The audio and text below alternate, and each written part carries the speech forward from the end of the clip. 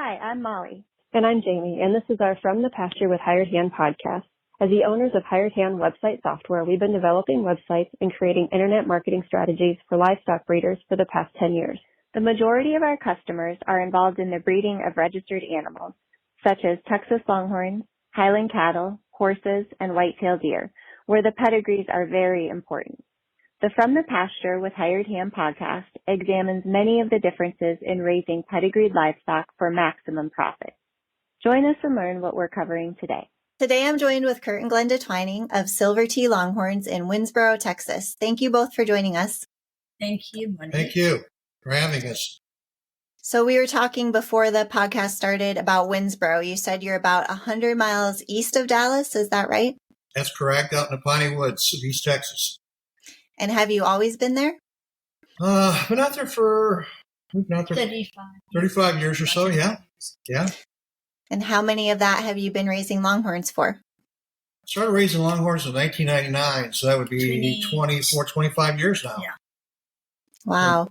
A long time. Tell me about how you got started. That's a long time for some folks, so I'm sure you have some great stories. I had a friend of mine named Steve Johnson who I worked with at Pepsi, and one day he bought 100 acres out in Decatur, and he said he had bought some cattle from a guy named J.B. Hahn up in Salina, Texas, and they happened to be Longhorns, and he asked me if I'd go help him pick them up. And we went up there, and they were just so Texas, so majestic-like, and after he bought his, I decided, I really would like to get some of those. So, long story short, I bought 100 acres myself, and found a guy who was retiring, and he had 8 of them. He was moving to Florida, and we bought all 8, not knowing anything about Longhorn cattle. That's how I got started. And that was a year before I met Kurt. Yeah. So I started with him a year later. And coming from South Africa, I had never, ever seen a Longhorn, didn't even know about Longhorns. And the first time I ever came out to the ranch, it was, I was petrified. I was walking around along the fence row to get to him because I was so nervous. But they're all good. They're all good. But it was really a wonderful experience right from the start. So you said that was about a year after you bought your first 8. Is that right? Mm-hmm. Yes. So what lessons did you learn in that time since you just kind of did it on a whim? What types of things as a new breeder did you have to figure out? Well, first thing, we had 1943 fences on this 100 acres. So within 2 days, all my cows got out. Every one of them got out. And we lived near Highway 11. And oh my gosh, Tractor Supply and I became very good friends. We ended up spending 11 miles of barbed wire as fast as I could possibly put every T-post in. They did that was the first. themselves, Yeah. And it didn't dawn on me till a few months later that, wow, they come in different sizes, shapes, and colors, but what about genetics?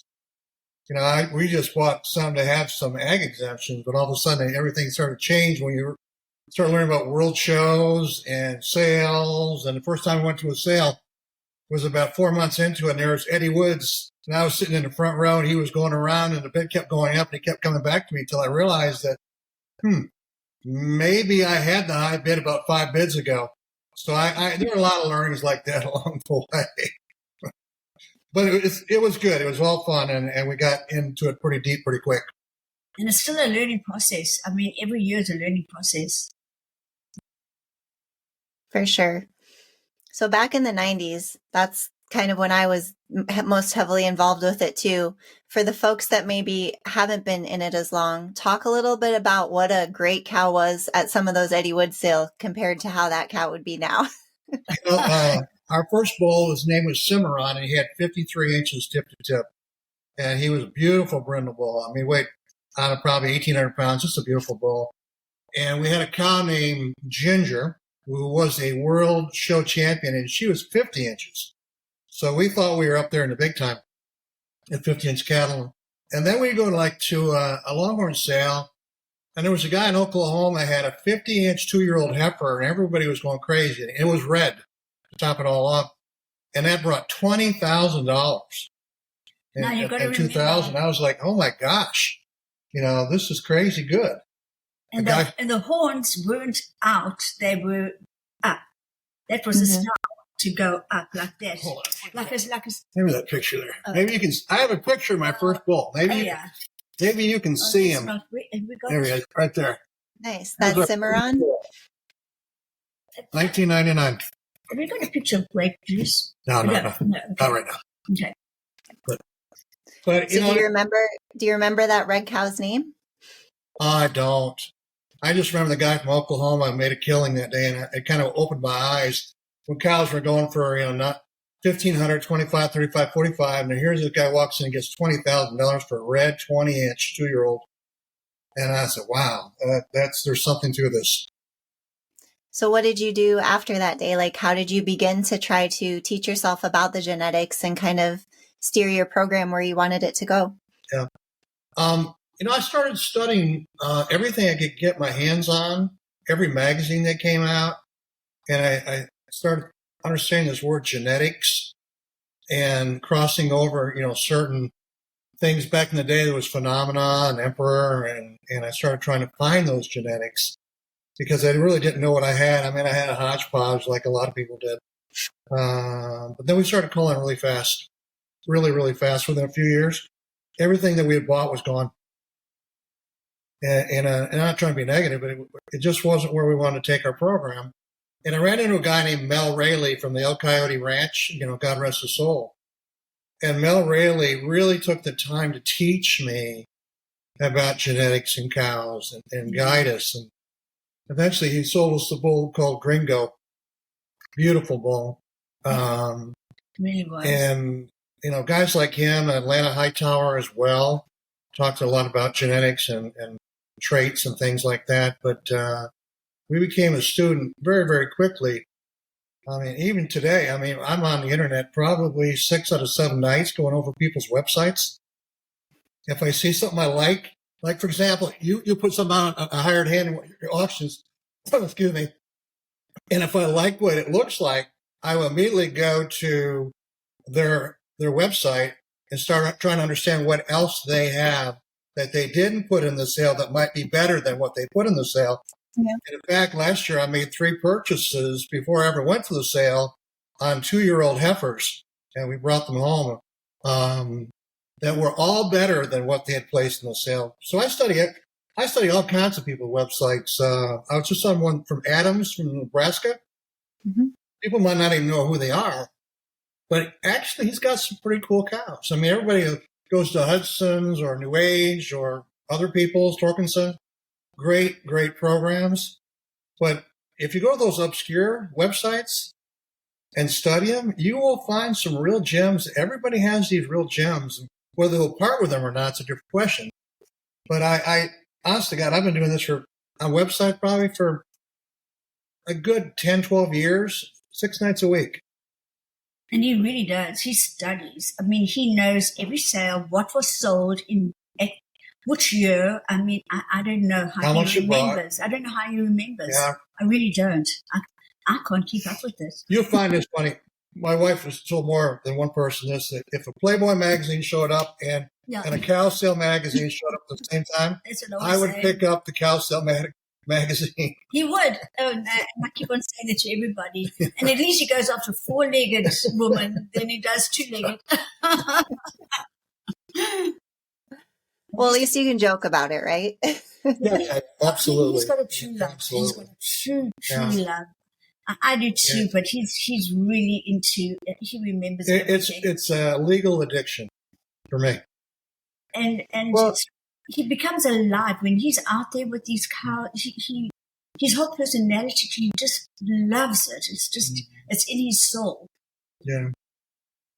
I love it. Let's touch on a piece of that, of what you mentioned from the history before we jump forward and kind of talk about some of the things you mentioned with how you find animals today.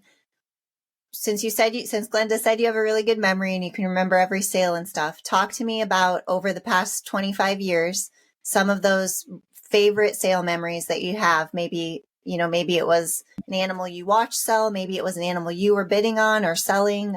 Share some of that with us. Yeah. Some of my favorite sales were red cones. I loved the hillside. the hill country. Alan Sparker became a great mentor to me, and we would talk 3 to 4 times a week on the phone about cattle. But I learned that the cows I really like, so does a lot of other people. And there are a few people that, you can go to a certain point and they don't even really look up. So I've learned that Joe Valentine, great guy. Joe Valentine wanted a cow. I could go a certain limit, but Joe was going to take that cow home. If he wanted it, he was going to take it home. and I'd say, Rex Glendinning would be another guy like that. Great guy, absolutely great guy. But, I usually sit in those sales and I wait till the very end before I bid. And sometimes I walk to the back trying to figure out who's bidding against me. But the whole auction process, I just enjoy it so much. And we usually get what we'd like to get, but every once in a while, a really great one will get away. But I keep tabs on that cow. And there have been 3, 4, 5 times when that cow would come back around, or I'd call them and was able to secure it at a later date. I don't know. The auction part, to me, it's just fascinating. It's absolutely fascinating. So I think probably Sorry, go ahead. Yeah. Red McComb is absolutely on the top of the list. I wish it was still going on. Me too. Circumstances have changed. Alan and Red were wonderful. But now Glenda Innings will be a great sale. The Legacy's always been a great sale. And these small sales are just fun to go and hang out with people and just chat. So that's one of the best things about the breed for us. Yeah. Do you ever find yourself caught up in bidding on a cow that you didn't research before you went, or are you very strict with yourself that you're only going to bid on those that you've checked out and came there for? Well, let me tell you a funny story. I do a lot of research now, and I have, unfortunately, back in the day when I would be impulse buying, we've stopped doing that because that does not work long term well. But and this story is partly your fault, Molly. Uh-oh. Well, I was teaching Glenda how to pick up the phone, and you could watch the auction on your phone, right? Okay. So we're watching, and this cow called Dreamcatcher comes by, and it was a cow that Meredith once had. And Glenda goes, "Well, how do you bid in a cow?" I said, "Well, you just take your finger and you do this."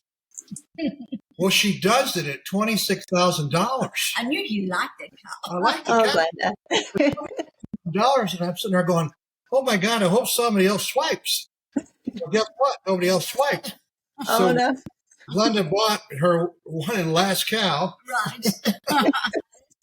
But the cow's great. It all worked out, but I was sitting there kind of petrified that, oh my gosh. What do we do? I was just a teaching moment. Next thing we bought this cow. Yeah. So big question is she still there? Did it end up being a good purchase at least? She is here. She's beautiful.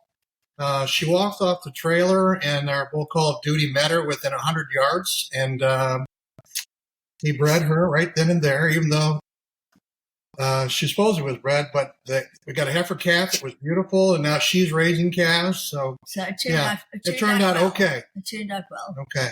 Yeah. Well, that's good. I'm glad you all can laugh about it now, at least.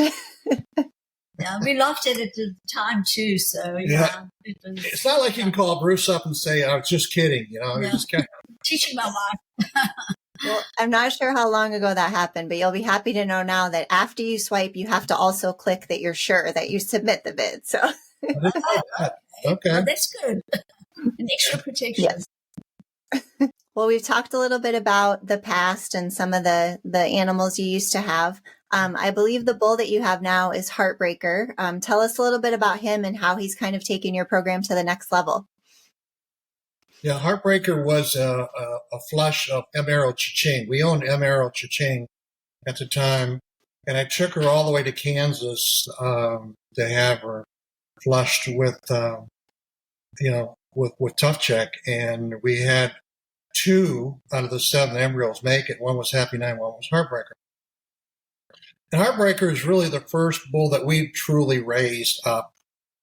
And we've had a lot of good bulls. I mean, Casey Just Respect, and now we're doing The Real Deal with Randy Murray and Ann Gravitt. Then we have Butch Cassidy and Vindicator's Edge and some others. But Heartbreaker's the one that people are starting to understand because of all the he has a couple of full brothers out there, but he's the one that puts on the most horn by far. He really does. I mean, we have Silver Heart is 105 inches at 5. We have Silver California is going to be 3, and she's almost 90. We're going to measure her. She might be 90 on her 3rd birthday. And then there are some others that the Fritz's own, other people that are almost 100. I think he'll go down as the bull who produced more 90 and 100 inches calves per offspring than any other bull probably in the breed.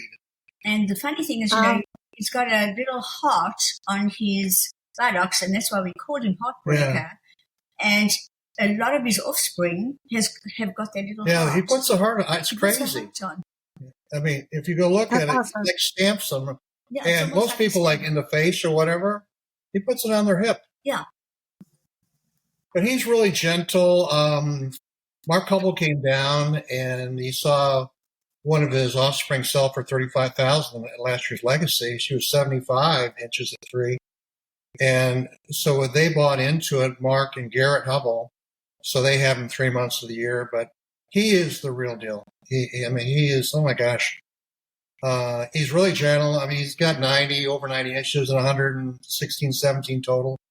But, you put the Cha-Ching, which is the largest total horn cow in the world, at 142 and 102 tip to tip. And then you have Tough on the other side. So you got 2 of the longest animals in the world in his genetics. And every year there's 5 or 6 heifer calves, maybe 7 or 8.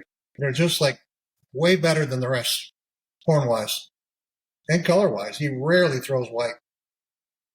Rare. So we probably have 15 of his daughters now. And we're going to put one in the Glendennings sale that we really didn't want to part with. But no, I didn't want to. And then we have a 3-year-old or 2.5-year-old heifer going into the Legacy. That'll be a real showstopper. She's amazing. Amazing color. And what's her name? People keep trying to buy them. Wayne Manning bought a really nice one, and his is probably going to hit 90 at 4. So he's real. So you mentioned a few of his daughters that are at 100 or coming up on 100. How many head of females over 100 or at 100 do you have in your herd today? We have one over 100, but we have 19 females over 90. Which is amazing. Wow. Which is kind of quietly, we have 250 head of cattle out there. By next year, we'll probably have another 7, 8, 9 go into the 90s. Yeah.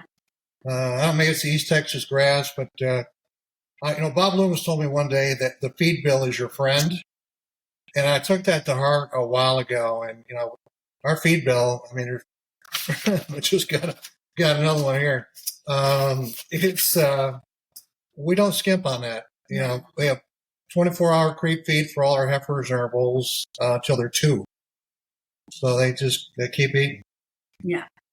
Makes a difference. I can really see it now. Oh, it makes such a difference in the program. Yeah. Tell me a little bit more about that. Like, did it take you a while to figure out the right, ratio in your feed to use, or was it just Bob's advice, or were you kind of coming down that path on your own anyway, realizing you needed something more? We always use creep feeders, but I was watching people in the show, and the show animals look beautiful, but sometimes they look a little bit too big, maybe a little heavy. But I said, there's got to be a balance here. And I started chatting with lots of people about what do you feed? What do you feed? How do you, why do your animals look the way they do? What's the ratio? And now the North Texas Farmers Co-op has a blend for us with corn and cotton hull seed. And so everybody gets grain, the youngsters, every day. And they also have creep feed 24/7. And they're just bigger and wider, and they're just, the horn growth is better. Yeah, they're just everything. I don't like skinny cows. Yeah. I just don't like skinny cows. But it took us a while to figure that out. Yeah, to get it right. We tried all kinds of different blends, but the same with hay. We grow our own hay, and this morning we put out, 39 bales. It's not for the faint of heart, but we grow our own, so it doesn't cost us probably $50 a roll. We got burned so many times with bad hay. Yeah. Really, so many times that we decided to do it on our own. Yeah. We use chicken litter in the spring. Just cover the place. I mean, it smells horrible for a week and a half, but it really does help the grass grow. Yeah. Is that something you figured out on your own as well, or is that a secret you borrowed from someone? Well, in East Texas, you have Pilgrim's Pride, so you have chicken houses everywhere. And it's much cheaper than regular fertilizer that has to be rained on within 30 days. Well, chicken litter can stay underground for a year. And we've tried both, And we've tried both. But we've had great luck with chicken litter. Yeah. And it's plentiful in East Texas, and it's cheaper. And they come out and they spread it, and I can just see instantly, I can see the difference. It makes the grass just jump. We got 4 cuttings. With all of the... Sorry. But we got 4 cuttings last year in a kind of a down year on rain. So, we were blessed. We got rain at the right time. It doesn't always happen. That's awesome. Yeah. Sorry, go ahead, Glenda. I said it doesn't always happen that way, but we were very lucky last year. So with all of those exceptional bulls and all of the really longhorn females in your herd, do you participate in any futurities or measurement competitions or shows? Well, futurities, that takes a real commitment. I mean, I judged several futurities. I judged some Millennium this year. Beautiful animals. It was a real honor to be out there with Randy Murray and others, Donnie Taylor and others. It was just beautiful. And Miss Culpepper as well. Devin. I think her first name Devin. Mm-hmm. I love to go and watch and then kind of circle back and see if I can't buy some of those animals. But, I'm out there 2 or 3 days a week. I believe we could hold our own in some of those classes. But these guys and gals, they're going and they're almost every other week somewhere in America. And I don't know if I have that dedication, but horn contest, yeah, we've had probably close to 40 horn showcase winners. Yeah. Wow. Yeah, different animals. And the horn showcase, does that date back to, that it hasn't been around the full, since the 90s. Do you remember when the first one started that you've been winning since? The first animal I took to the horn showcase was Emerald Cha-Ching. And she was like 72 at 3. Well, now I've got almost 90 at 3. So, Silver Heart won all of her classes. Silver California did the same thing. And we had one gal out there was 102 inches total horn at 2.5. So we'll enter up 2 or 3 every year just to say we did. But I study, I go up and down the results. I really do. And I see which breeders are pulling it off, a little stronger than others. And when we first started, we started with a hay dolly. Oh, yeah. And I was with Kurt every single second. For the first 15 years, I worked with him all the time. Yeah. And we didn't own a tractor for a long time. We never had tractors, and we used to get stuck in the mud and the ice, and we used to get our neighbor to pull us out of the ice. But we need to go through so much. Yeah. That's why it was such a learning process at the beginning. Such a learning process. So, we've graduated a little bit. We graduated so much. It's just so completely different, and we're really reaping the benefits right now. From our hard work. There's a lot of hard work. Have you become a little bit more comfortable around the cows and enjoy it a little bit more than you did that first time you came out to the ranch? She likes the babies. I do. And when we first started, we only had like 50 or 80. I got so close to them, and I used to hand feed them. I used to test them. And now when you've got 250, there's just too many. I can't get close to them anymore. So it's hard. It's much harder now. I don't want her to get hurt. And if you're not totally paying attention, as you know, when you're working on the shoot. So we used to do everything ourselves, but in the last couple of years, I've got a little wiser, and I got 4 cowboys that are wonderful. And these cows have learned when the cowboys show up, they get in line and they come start walking into the catch pen. It's the most amazing thing. The first time they ran everywhere. So who are these, cowboys? But now everybody has a job, a role. Some people worm, some people vaccinate. 2 guys measure, 1 guy closes the gate. It goes really quick now. But we used to chase them, the 2 of us, just the 2 of us. There's nobody else. Yeah, we learned a lot about chutes and runways. Until eventually there were so many times that I nearly got really injured, and Kurt said to me, I think it might be time for you to kind of semi-retire. Yeah. They're so small. They look right over the top. Yeah, anyways. But Glenda was a super big help early on. Yeah. Writing down measurements and things. But I don't want her to get excellently bumped. How many times has your working system or your pens and your chutes changed over the 20 some years that you've been involved? Well, we have runways and chutes now. I went down and saw Panther Creek one day, and I was amazed at how well Joe Valentine had set up his runways from pasture to pasture to pasture. So when we built original land, we configured that where there's multiple ways in. 3 pastures go into 1 catch pen, and then they go down runways, and there are catch pens off the runways.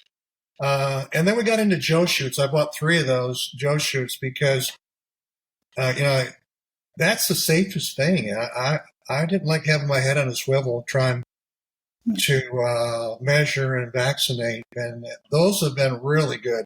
I know I'm putting a plug in for Joe, but I got to tell you, I believe in that chute for us, and it makes it so much easier. So good. So now nobody gets hurt, and everything gets done quickly and safely. And we branded 37 heifers the other day, and yesterday we OCV'd another 25. The youngsters. We were doing them 2 at a time in the Joe chute, and the vet was loving it because it makes it really easy for him. So. Yeah. But no That's more awesome. A big square and trying to get him to go into a trailer like we did back in the day. No. Yeah. Love what you're hearing? Be sure to check out our Pickup Truck Confessions. It's a video series where we hop in the truck or rental car and interview a variety of breeders about what drives their passion for their livestock, how they got started in the breed of their choice, marketing tips, and more. And now, back to the podcast. All right. Well, let me put you 2 on the spot with some questions about, some of your favorites. So, and if you have 2 separate answers, that's all good. But we've talked a lot about kind of the history. You've mentioned a lot of folks that some people weren't fortunate enough to know or, be around when they were influencing the herd. If you had to pick kind of your all-time favorite breeder or, favorite herd program, who would you pick and why? That's a really tough question because there are a lot of really quality people. Alan Spark would be my all-time favorite guy. He knew and forgot more than most people will ever know.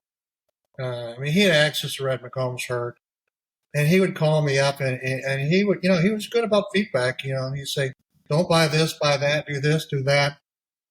Very, very impressed.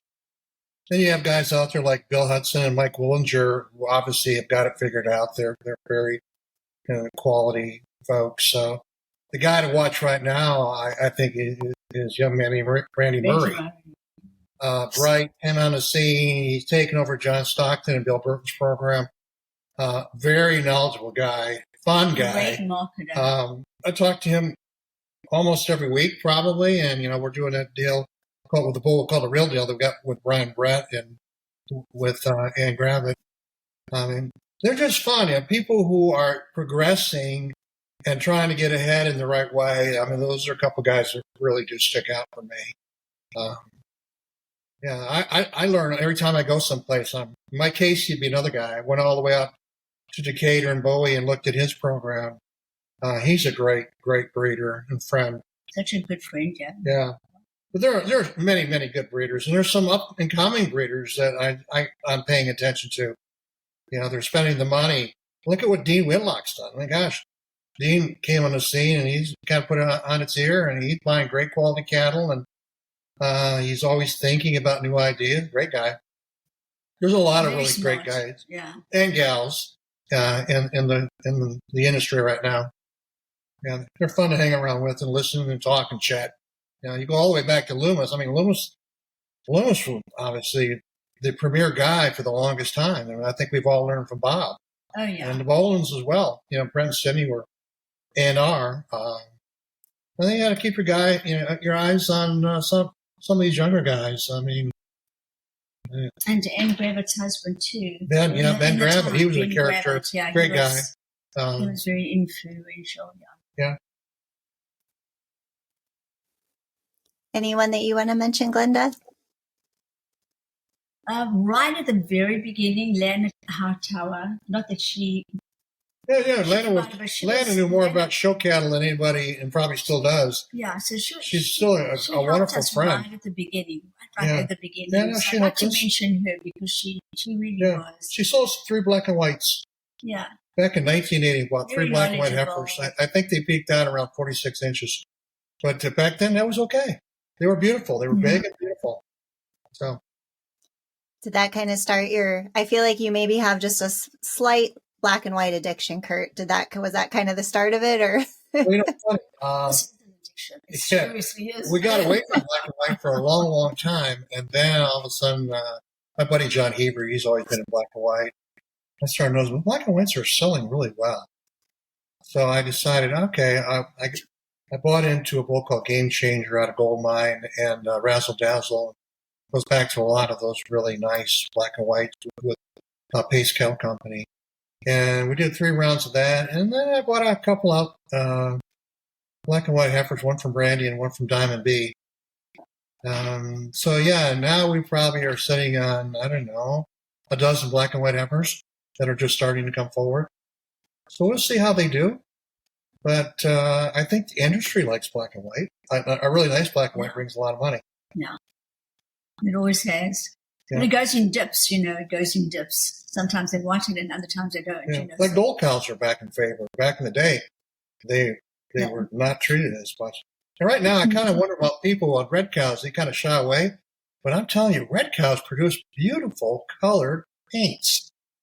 They rarely does red produce red for us. We've got great paints. But it's very true. Yeah, I would agree for sure. Mm-hmm. What if you had to pick an all-time favorite cow, not in your own herd? It has to be, you can't have bred it or owned it. It has to be someone else's. Oh, I'd have to go down and see Jimmy Jones and his cows and the Horseshoe J examples. And I think Chris Hesse has a beautiful cow out there. I went up and saw Chris's place. Beautiful cow. And there's just so many. I mean, I would start there. Sometimes I think about some of the cows I passed on and it went on an auction. You passed on them as heifers, and that seemed like a lot of money, but then all of a sudden they turn around and they sell them like for $100,000. You just kind of shake your head and go, "God, I could have bought." Brian Breck almost sold me a beautiful cow for 10 that he ended up turning out selling for 100 something. But Jimmy Jones, he's just a wonderful guy, and he grazes great cattle. I mean, he's got a whole pasture for him, full of them down there. I'd probably go there. What if I asked about your favorite all-time Longhorn bull? Would your answer be different? Boy. Not for me. No, she would say Heartbreaker all day. Absolutely. And you know what? I think he will go down as one of the better producing bulls of all time. I like a lot of bulls in the industry. And I mean, I watch them like you watch them, and I'd love to watch their offspring come in. Kent May's got KDK Wildflower. Flower? I don't know. Yeah, I'm not sure. Beautiful bull. So we got a couple daughters out of him. Bob Loomis broke the bank when he had Tough Check and sold all that semen. That bull could absolutely produce a lot of other bulls. There's been bulls, it's always like a bull's good for about 3, 4, 5 years, and then they kind of disappear, and here comes another one, here comes another one, here comes another one. Yeah. We're hoping Real Deal will have all those genetics inside of him. He's 89 at 3 with 4, 5, 6 inches broke off. So, actually, it's really what they produce, not necessarily how much horn they have. Yeah. So you don't have to tell me names, but have you already started thinking like 5 years down the road, once Real Deal's worked himself out of a job, are you already planning what bloodlines you're going to try to work into your herd and everything? It's funny you would say that. Yeah, well, there's a few, not tipping our hand. There are a few females out there that I think are very iconic. And somebody, as a matter of fact, it was Randy Murray was saying it's not old genetics, it's really good genetics. So they're just some tried and true lines of animals. And we're trying to produce a couple of our own. We have this cow called Silver Abbey. She's 96, 97 out of Casey Just Respect, and we keep every one of her daughters. We have a cow called Maryland, who's the longest triple twist cow in the breed. And she's my favorite. So we're going to put her in the Glenda. So we have 5 daughters of her. And she's just super. So we're trying to get 2 or 3 cow families that we hold on to. And we suspect that Silver Heart and Silver California might be those 2. But then there are some other breeders out there that we're looking at. You know, we can get a couple of their 2-year-olds. And you know, they all don't hit, but if you buy enough of them, you're going to find a couple that just really outproduce themselves. And then they get in the matings. You know, it's interesting to me. One bull will produce something that you're really kind of questionable, and then the next bull will come along and the horns will just explode. So we have to write down all the ones that work and keep track of that. But it's research. I mean, literally 6 nights a week, it's research, trying to figure out who's doing what. Now that he's retired, he spends so much time on it. So I do. I probably 2 hours a day I'm on the internet looking at cows. Yeah. That's got true. Well, let's talk about that. What would you say the last 3 breeder websites you looked at in your research were? Oh. Well, I mentioned the Adams Ranch in Nebraska. People probably know a lot about them, but he's got a couple black and whites that I'm really interested in. He's very proud of them, and who knows how that'll work out.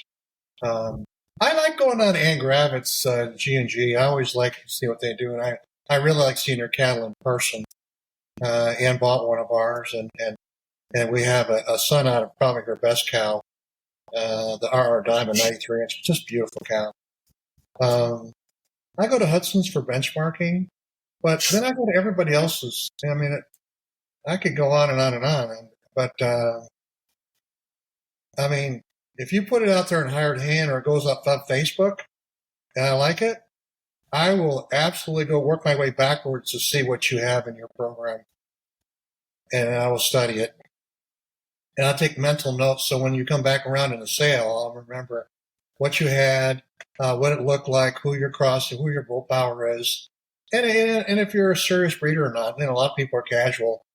But there are some people that are sleepers out there that I think will really hit the big time soon. So we're always paying attention, trying to learn. And teaching. He's always teaching. He's always helping people start their program. And they call him day and night. What do I do with this and what do I do with that? And he's really been a mentor to many people. That's kind of fun. We give bulls away to kids, you know, who want to be in the TLBA youth program. We're feeding 10 bulls right now. Lord knows we're not going to sell all 10 little bulls, okay? But they're really good. And if some youth would come by and say, hey, I'd like to show one, I'd probably just, like I have in the past, say, okay, take them home and raise them. And then someday, if I'd like to use them, I'd just like to have that opportunity. I have 6 heartbreaker bulls sitting in there that are colorful. If we sell them, great. We'll use a few. For sure. But I'd much rather give them away than ever take them to sell one. Okay. And last year we had 60 bulls. Oh my gosh, it was bad. Wow. 20 heifers and 60 bulls. And this year we have 1 heifer and 5 bulls, so we're starting right back up. Yeah. Is there something in the grass? Do we need to make it more alkaline? We had 3 black and white bulls born this week. So they're pretty. Well, there's still time it can turn around this year, right? Maybe. I hope so. So you mentioned Facebook. Let's talk about that a little bit. Is that kind of your go-to social media for finding new animals or finding out about animals? And then also on the same question, do you use it to promote your own program? Both, yeah. I will put our animals out there in spurts. Like every 45 days, I'll throw a few out there. Took some pictures this weekend to do that. But yeah, I look at it every night, literally every night. And I'll scroll through, I don't know, probably 40 posts, and then I'll, go do something else. But I'm always looking for something unique or different. There was an animal I saw, the Angie from Indiana had up there, and I really wanted to buy it. Saw it in person at the Wisconsin sale. Even looked better. But yeah, you find those one or two animals, you go, wow, and just keep tracking them. Yep. Well, I feel like we covered a lot of ground today. We talked a lot of history. We talked a lot of kind of your future plans. What haven't we covered about your breeding program, your ranch, that you want our listeners to know? If you come by, we would love to give you a tour. Bring your fishing pole. We have a couple of lakes out there full of big catfish and bass. We were honored that Dale Hunt came and borrowed Butch Cassidy this summer. His pole had a situation. And he's a great breeder, as everybody knows. He's a super guy. But and we don't sell our animals to try to maximize the dollar. I mean, I think we have to leave meat on the bone for the next person. There's some people, when I first got in, man, everybody wanted to be my buddy, but they really wanted to sell me their their cow for the absolute most amount of money they possibly could. But we don't do that. Look, we're pretty reasonable. And anybody calls, we give them the time. We'll absolutely give them the time, because to me, it's not work or an inconvenience. It's just kind of fun. Now we enjoy, breeders coming over and showing them around the ranch, and showing them breed and getting friendly with them, and it's what we really enjoy. I just sold a heifer on your monthly, and I put a buy now. I had it. It went that high, 27, and she was 62 inches at 23 months. And a guy who liked the breeding, he came down from Austin last Saturday, picked up. He was very, very happy. And she had grown a ton since we put that picture out there. She almost measured 65. And she's slightly over 2 years old. And he was thrilled. And I was happy he was happy. He had bought a bull from us before, a Heartbreaker son. So it's just fun watching other people be successful. No, I'm trying to remember, Kurt. Was that the one you just mentioned selling on our monthly sale? Did that one sell within like the first 4 minutes, or did you buy one within the first 4 minutes? I bought one I had seen it twice at his place, and it was a spokesman daughter, really flashy, pretty. And so Randy and I said, I'll buy this because I really do like her. But I'm actually even more interested in another heifer you have, but she's still in the mama. So if it all works out, maybe we'll have a good deal on that one too. Well, I know, Jamie. I did. I woke up that morning and said, okay, I'm going to go buy this cow. And I think she'll be worth the money when she grows up. I really do. I have no doubt about it. And yeah, that was kind of like, I think we set a record like within the first 10 minutes or whatever. Yes. We had just made, Jamie and I had just made the monthly sale live, because it goes live on the first of every month. And I really think it was within like 3 or 4 minutes. We get our notification that you'd purchased an animal. So that's always fun for us to see. We were hoping the monthly sales would add value to our customers. So when people take advantage of that buy now price, it's fun to see. Look, we bought one on buy now, and we've sold one now on buy now. And it works. It does work. And I will put some more out there. Not for February. We missed February. We'll have something there in March that hopefully will draw people in. And it's a great idea you guys have had. I think it's a value add. I mean, I get all your texts too, and I go through the sale prices and cows and put them in a book and memorize them. You guys have pretty well figured out this industry and been a you super guys have value. been amazing. Oh, thank you. Thank you. And Angie and your whole team have been very, very good to work with. Well, thank you. That's what we like to hear. So, and if some of the ideas keep getting more people to visit your ranch, that's all the more bonus, because that was one of our goals as well with the monthly sales, is to get more breeders, interacting with folks maybe they didn't know about. So, and I got a text from you guys asking for feedback after the Eddie Wood sale. Mhm. Okay, now you're doing more than just reporting the news. We want to try to make the news and make it better.